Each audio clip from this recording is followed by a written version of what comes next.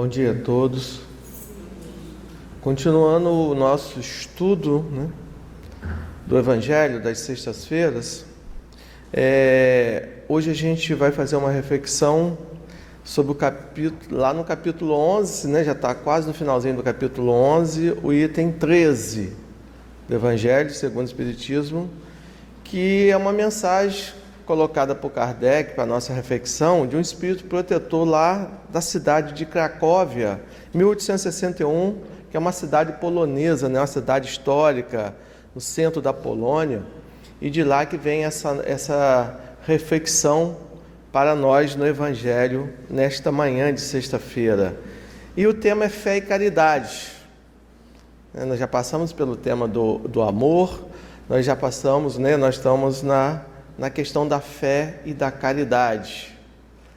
E é uma excelente reflexão nesta manhã para que a gente possa entender através da orientação do Espírito, através do Evangelho, através de Kardec, como que a gente pode traduzir isso em ações de melhoria para a nossa vida, para o nosso dia a dia. De que forma a gente está interpretando isso, E eu começo aqui com o início aqui, onde ele fala que caridade sem fé não basta para manter entre os homens uma ordem social capaz de torná-los felizes.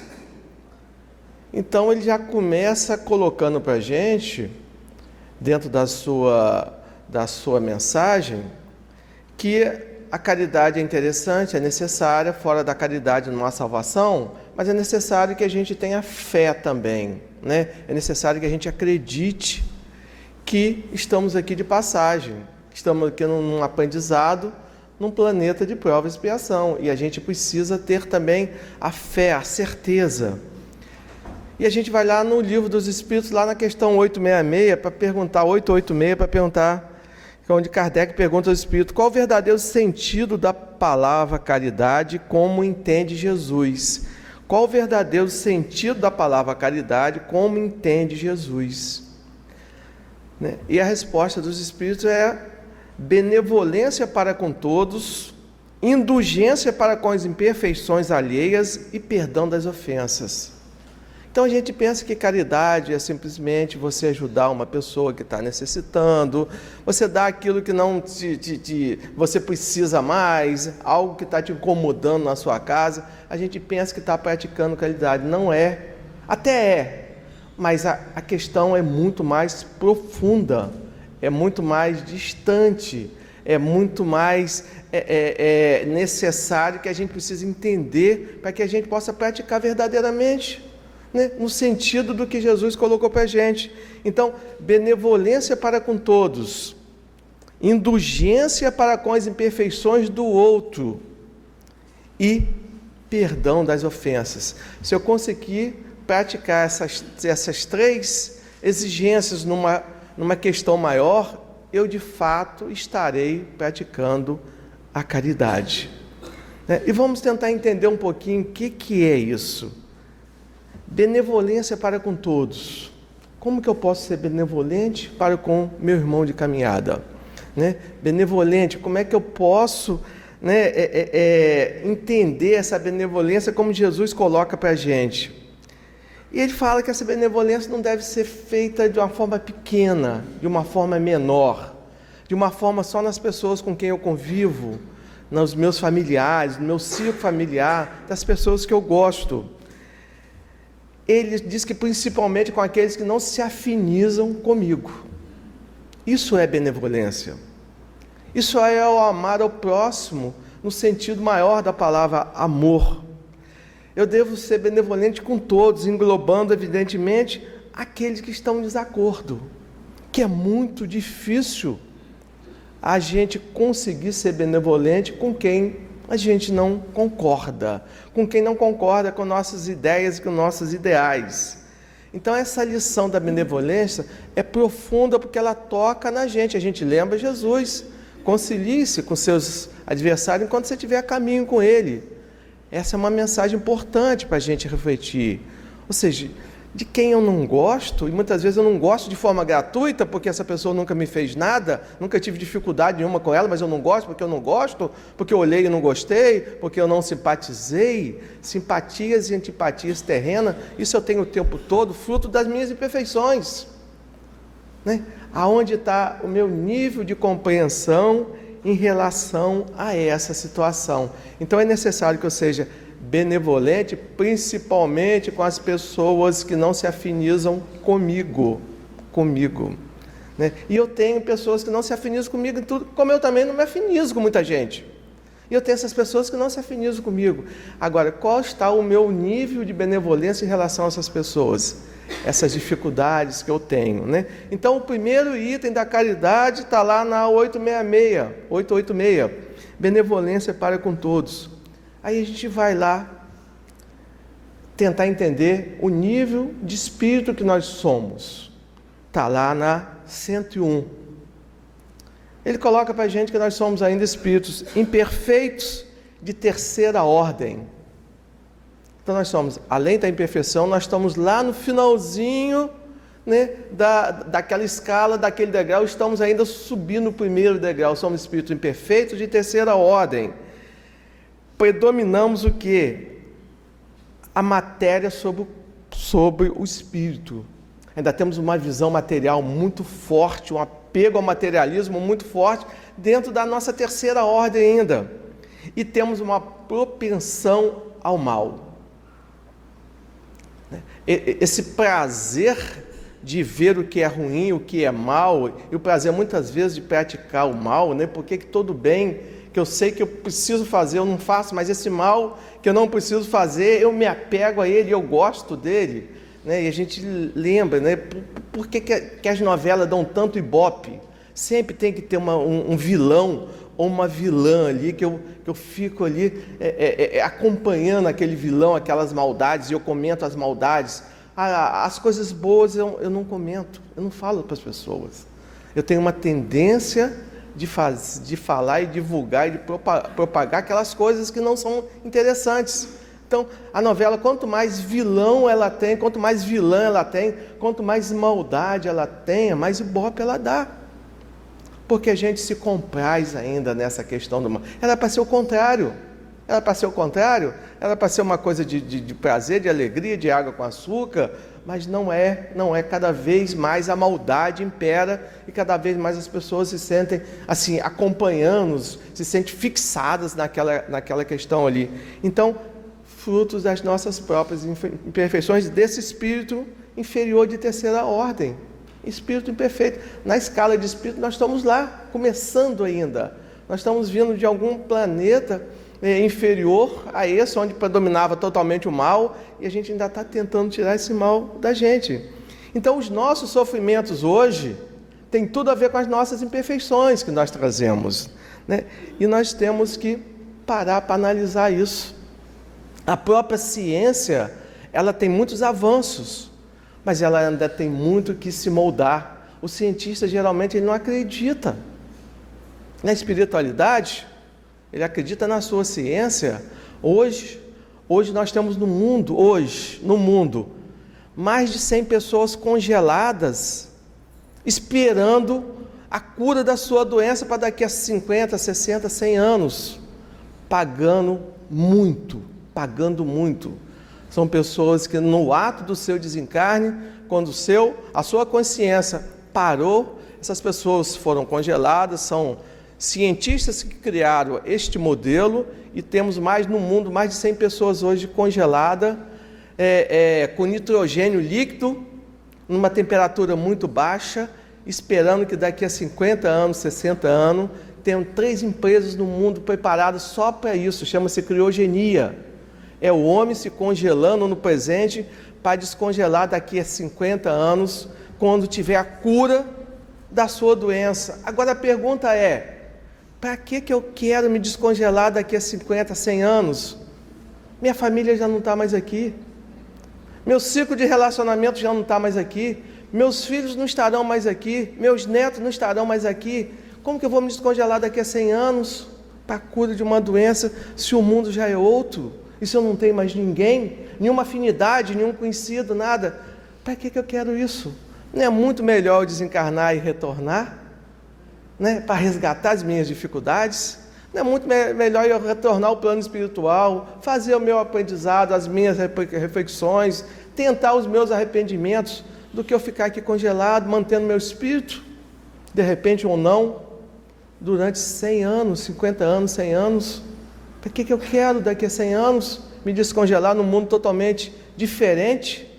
Vou olhar para as pessoas, não vou ter ninguém, vamos lá que isso dê certo. Mais de 100 pessoas estão hoje esperando.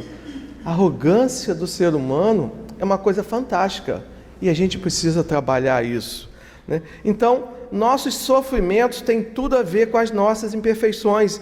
E ele fala logo aqui, uma ordem social capaz de tornarmos felizes. Que felicidade é essa que buscamos? Seria a felicidade das coisas materiais?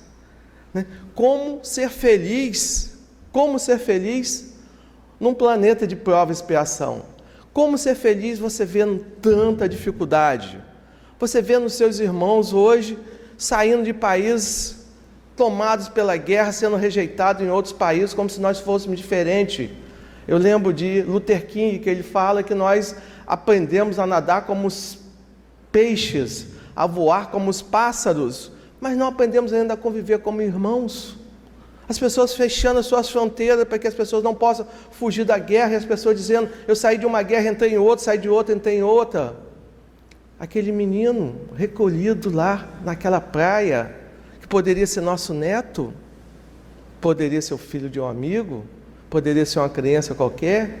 Quantas crianças sofrendo com seus pais translocados, malucos, jogando as nossas crianças pela janela, uma coisa assim que a gente não consegue entender nessa dificuldade que nós estamos passando. Então, como ser feliz no mundo de tanta infelicidade, de tanta dificuldade? Então, a felicidade é uma coisa efêmera, é uma coisa passageira, é uma coisa de momento. Não estamos preparados para a felicidade. E nem estamos aqui para a felicidade, estamos num processo de resgate, de dificuldade. Então, avançamos, mas precisamos avançar em outras questões da nossa vida, para que a gente possa trocar o homem velho pelo homem novo, para que a gente possa trabalhar dentro das nossas dificuldades. Eu lembro da rainha de França, aqui no próprio Evangelho, que ela que tinha tudo, era feliz, e quando ela se descortinou com o verdadeiro mundo, com a parte espiritual, quais foram os seus arrependimentos? Viveu para as futilidades, para as dificuldades. E aí, então, que felicidade é essa? Quando minha filha estava grávida, ela falava assim, pai, muito ruim a gravidez, enjoo, vômito. Falava, minha filha, vomita feliz.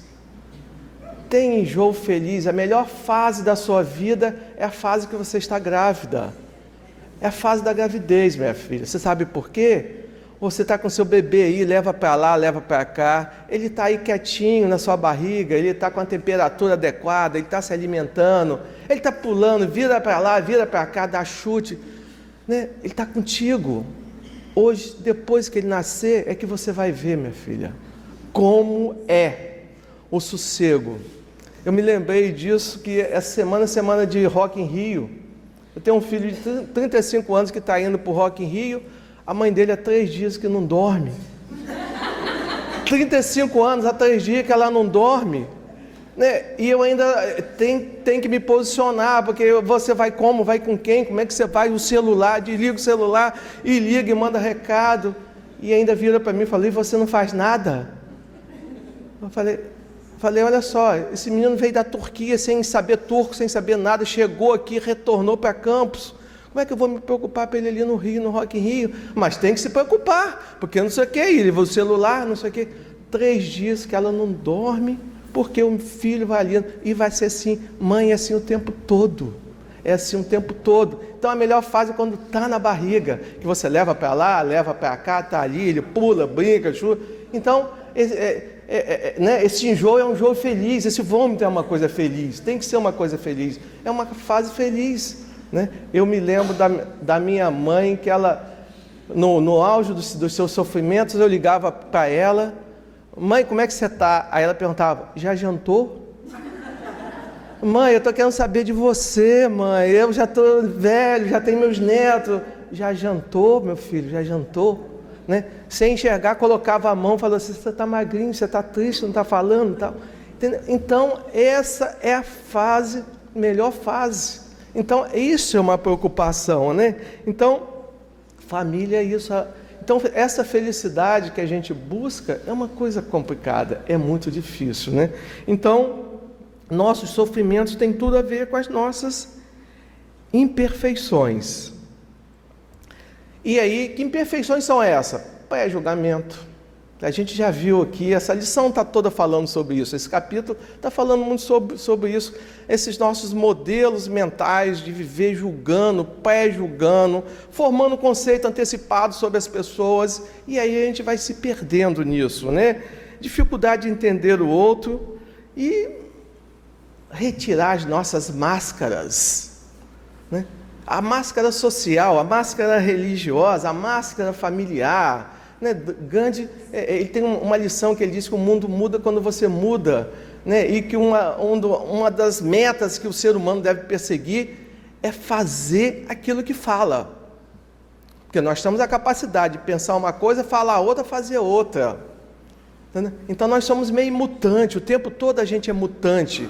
No social eu sou bonzinho, mas será que em família eu sou bonzinho? Né? Será que eu sou uma pessoa única em todas as situações em que eu vivo ou não? Quais são as minhas dificuldades? Né? Que máscara eu uso? Que máscara eu uso? E eu preciso estar retirando essas máscaras, né? Então, essas minhas dificuldades. E volta lá o item 101 em relação às nossas imperfeições. Ele fala que nós somos inteligentes, olha só, mas levianos, maliciosos, e fazemos o mal pelo prazer. Aí resistem as nossas dificuldades. Inteligentes, porque sofremos, porque percebemos que estamos errando. Então nós somos inteligentes, nós percebemos, mas somos ainda espíritos levianos, brincalhões, obrenteiros, enganadores. Tudo isso faz parte das nossas mesmas dificuldades, né? Então, para a nossa benevolência, que é o primeiro item da caridade, não basta uma esmola, uma doação. Tem a ver com sentimento, com que fazemos aquilo que fazemos, né? O desenvolvimento do amor em mim é que tem a ver com essa minha benevolência. O amor verdadeiro, né? Não é o amor, esse amor menor, é o amor universal, né? Esse amor que Jesus espera de nós. Então, primeiro, benevolência.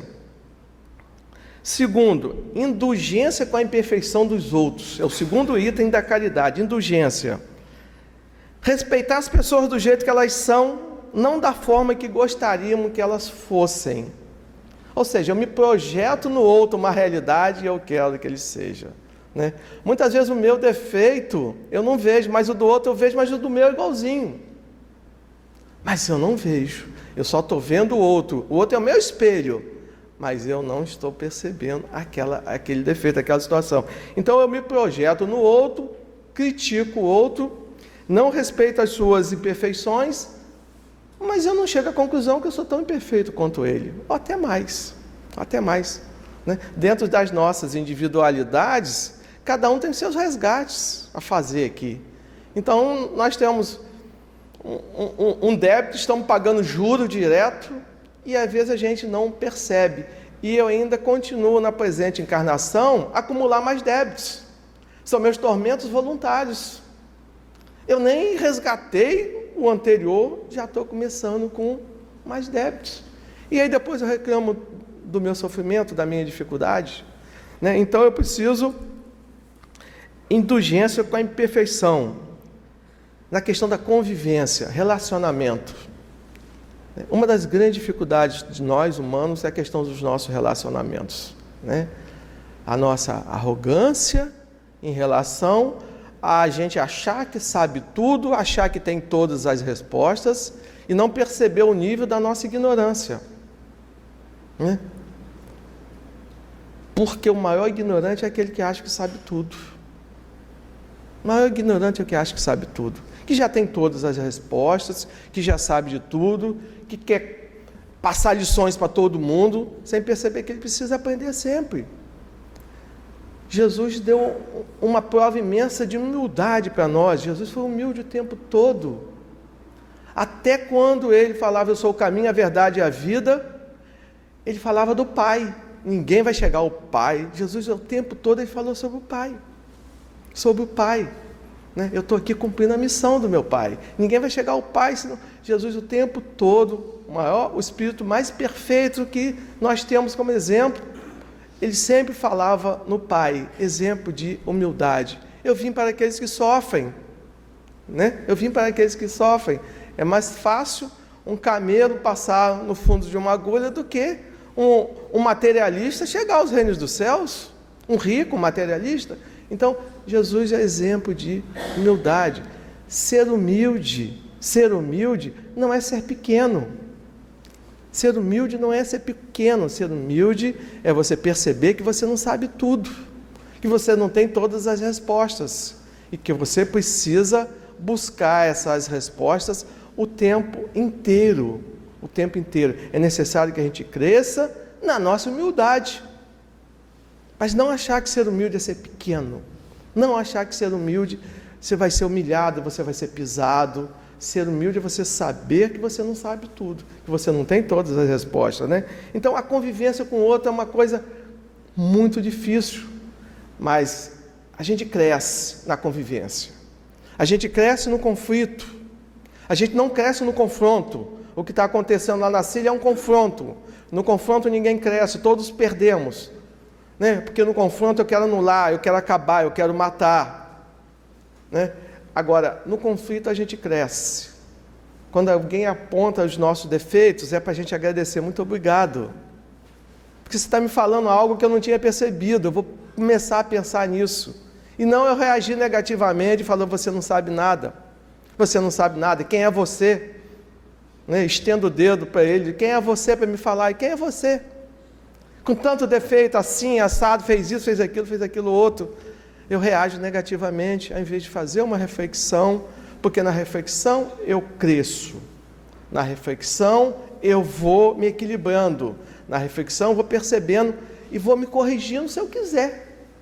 Mas para isso eu tenho que ter humildade. Se eu tiver a arrogância e a prepotência do saber, do sabe tudo, do quem tem todas as respostas, eu não consigo evoluir. E aí eu vou marcando passo. Eu vou perdendo em todas as provas que eu faço, eu vou ficando com nota vermelha em tudo. Aí chega um dia, alguém vai me perguntar, o que você fez da última encarnação? Aí eu vou falar, me deixa voltar de novo, porque eu não fiz nada. Eu não fiz nada. O tempo passou, eu me perdi com a minha propensão ao mal, com a minha imperfeição, com as minhas dificuldades. Né? E a gente pergunta, qual a nossa obra? Qual é a minha obra aqui? Que obra que eu tenho para mostrar? O que eu estou fazendo? O que eu estou fazendo? A minha obra precisa ser edificada. Precisa ser edificada. Né? Se possível, sobre a rocha. Mas que obra que eu estou fazendo?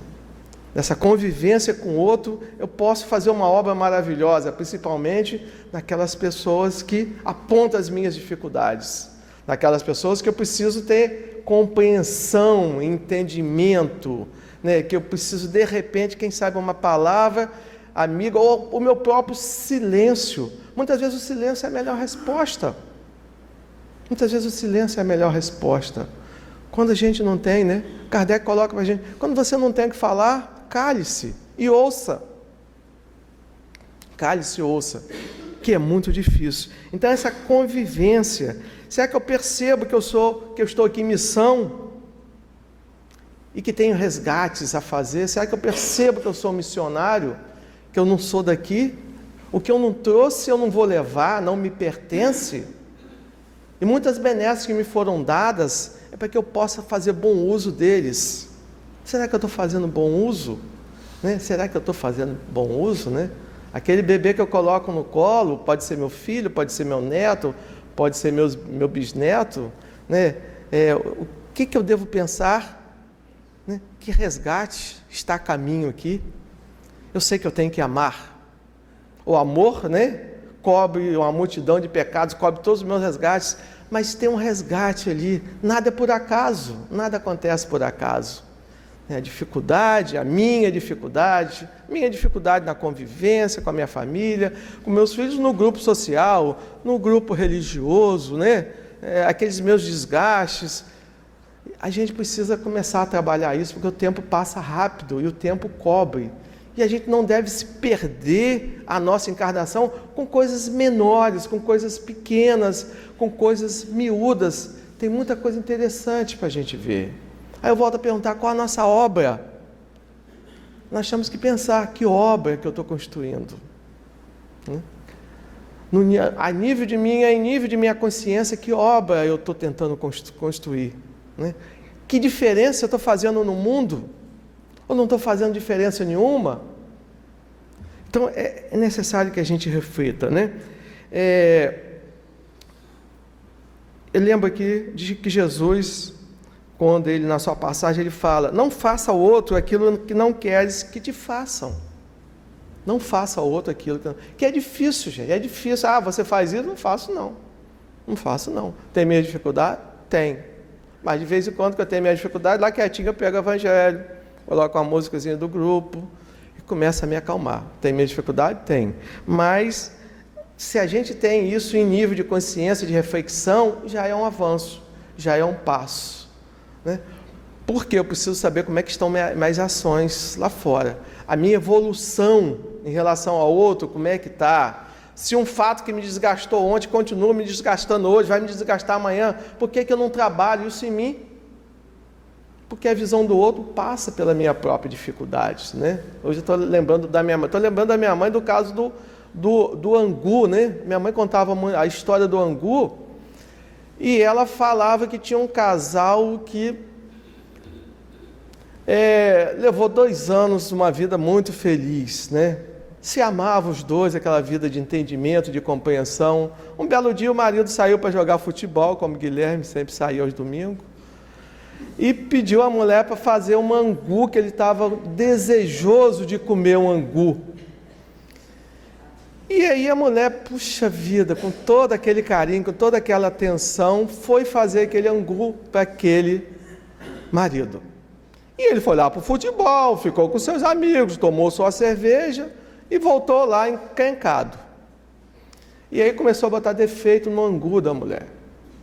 Mas eu fiz esse angu com tanto carinho, com tanta atenção para você, com tanto cuidado, te esperando você voltar do futebol para a gente comer esse angu junto, e você coloca dificuldade. Mas esse angu está queimado. Não está queimado, não está queimado. Virou uma confusão, se separaram por causa do angu queimado. 1 ano depois, um com saudade do outro, a vida foi passando, refletindo tal das dificuldades, resolveram, puxa vida, mas que bobagem, né? A mulher, como sempre, puxa ela que busca a relação, o homem é mais difícil, né? Dessa questão das relações, a mulher sempre é que puxa o entendimento. Mas marido, pelo amor de Deus, um angu, uma bobagem, a gente vivendo tão feliz tanto tempo, vamos retomar nossa casinha está lá fechada, parada, os móveis, vamos voltar, eu também estava esperando que você me procurasse, vamos voltar à nossa convivência. Voltaram.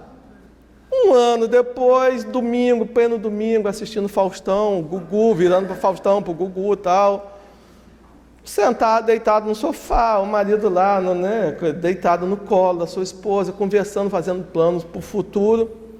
Ele vira para ela e diz assim: mulher, olha, nós voltamos, estamos muito bem, mas admite, aquele angu estava queimado, não estava? Gente, a gente se perde em coisas pequenas, e tanta coisa importante que a gente está precisando passar por ela, e a gente não passa. E nós precisamos separar o que é importante na vida da gente. Eu volto a perguntar, qual a nossa obra? Qual a minha obra? Que obra eu estou construindo nessa encarnação? Ou não estou construindo nada? Castelo de areia não vai resolver. E por terceiro item da caridade, perdão das ofensas. Então vamos lá, indulgência, benevolência para com todos, indulgência para com as imperfeições, e perdão das ofensas. Perdão das ofensas é o mais difícil, né? Jesus coloca, não 7, mas 70 vezes 7. Quem de nós pode atirar a primeira pedra? Qual de nós? Mas a gente ainda tem essas dificuldades, né? Kardec coloca qual o verdadeiro perdão. O verdadeiro perdão é aquele que você tira dentro do seu coração tudo que você tem. Você fica de coração leve. Aquela coisa de você, não, te perdoei, mas estou com o pé atrás, olha, cuidado se fizer novamente. Kardec coloca, isso não é perdão. E Jesus coloca muito claramente, né? Jesus até no último momento, ele pediu ao Pai, olha só a humildade dele, para perdoá-los, porque eles não sabiam o que estavam fazendo.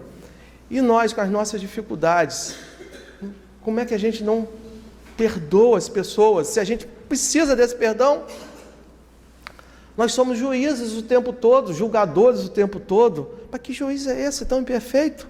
Com tantas dificuldades, né?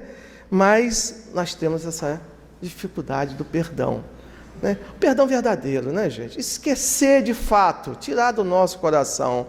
Perdão até é um ato inteligente, se a gente parar para analisar, é um ato inteligente. Eu me desligar daquelas pessoas que não me fazem bem.